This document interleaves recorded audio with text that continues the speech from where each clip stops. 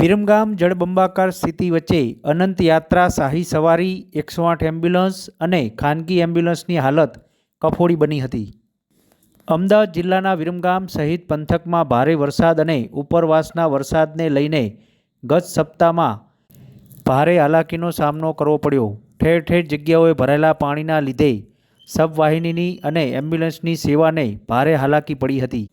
વિરમગામ શહેરના મુખ્ય રસ્તાઓ પર વરસાદી પાણી ભરાતા વિરમગામ ડિઝાસ્ટર ટીમ દ્વારા ચાલતી સેવા આપતા નગીનભાઈ કણઝરિયાને પણ પાણી વચ્ચે અનંતયાત્રા સબવાહિનીને લઈને પસાર થવું મુશ્કેલ બન્યું હતું।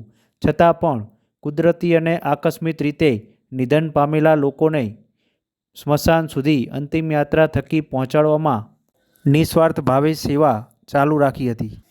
ત્યારે બીજી બાજુ વિરમગામની 108 એમ્બ્યુલન્સ અને ખાનગી એમ્બ્યુલન્સને પણ વરસાદી માહોલ વચ્ચે ભારે હાલાકીનો સામનો કરવો પડ્યો હતો।